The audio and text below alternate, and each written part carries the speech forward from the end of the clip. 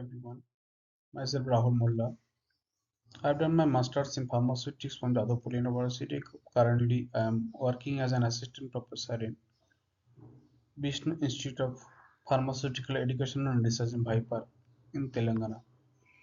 So, in my channel, I am going to explain about or discuss about different topics which are important to get good score in GPAT to qualify it. Stay tuned here. So today I am going to explain regarding the micromeritics. Micromeritics, you guys know regarding micro nothing but the small particle. Science and technology of small particle. Means here we have to study related to the small particle. Why small particle? Now if this particle size is small, means it will be having larger surface area. Larger surface area will enhance or influence different properties like dissolution, uh, solubility, viability, etc., permeability. So, particle size is one of the most important or pivotal important parts during pre-formulation study. That's why you need to do micromeritics. So here different types of properties like fundamental property as well as derived property. Fundamental property means those properties which are independent on the other property like particle size, volume, number, shape, surface area. And derived from other property like means which are properties which are dependent on the fundamental property like packing arrangement, porosity, density, bulkiness, property of particle.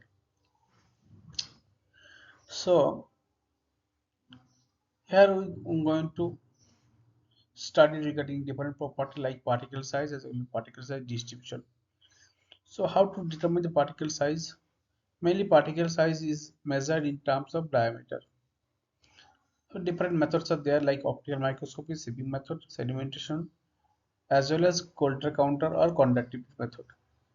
Here mainly we have to know regarding the particle size, methods and instrument. What are different types of instrument used? Like for microscopy, you have to use optical microscopy. For sieving method, we have to use a sieve shaker. Sedimentation method, we have to use Anderson pipette. And Coulter counter method, we have to use Coulter counter or HISE or RISO. Majorly, they will ask in GPAT from sedimentation as well as Coulter counter or conductivity. So mainly you have to remember Anderson pipette as well as Coulter counter or HISE or RISO. So particle size determination we came to know, and you have to remember few points like particle size range. For microscope 0.2 to 100 micrometer, saving 50 to 1000, it will be 1000, and sedimentation 0.5 to 100 micrometer. Coulter counter or conductivity method which is 0.5 to 500 micrometer. Then we have to determine particle surface area. Particle surface area can be determined by using different two methods like its adjustment method as well as air permeability method. Adjustment method is determined, we have to determine the volume of cubic centimeter of gas. Here we have to use nitrogen gas adsorbed per gram of adsorbent can be plotted against the pressure of the gas at constant temperature.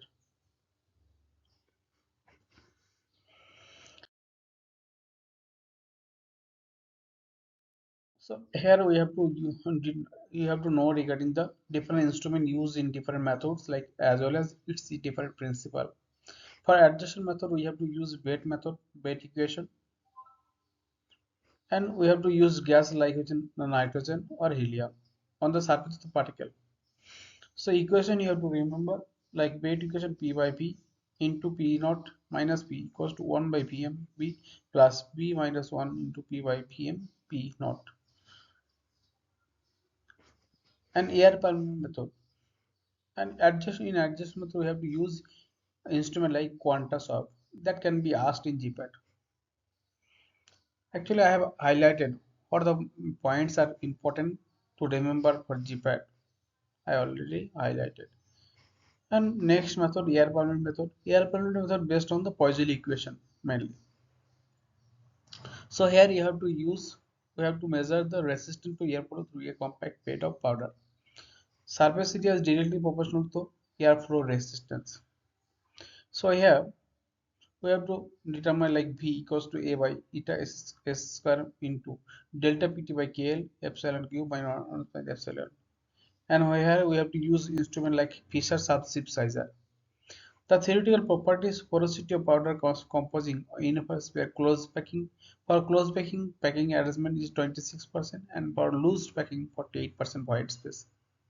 Density: different types of densities there. Density nothing but the weight per unit volume, bulk density, type density, tool density, granular density, porosity.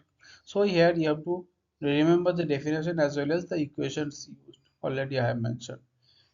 Next, one of the most important property like angular pose. Angular pose is nothing but the maximum angle between freestanding surface of the powder heap and the horizontal plane. And it can be measured using following equation like tan theta equals to h by r, where h is nothing but the height of the pile, r is the radius of the pile. So mainly you have to remember these three tables, which will be very important to minimum you will be getting one or two questions from this three table, mainly angle of repose or Hausner ratio. So I already mentioned like angle of repose, if angle of repose between 25 to 30, then excellent property, flow property.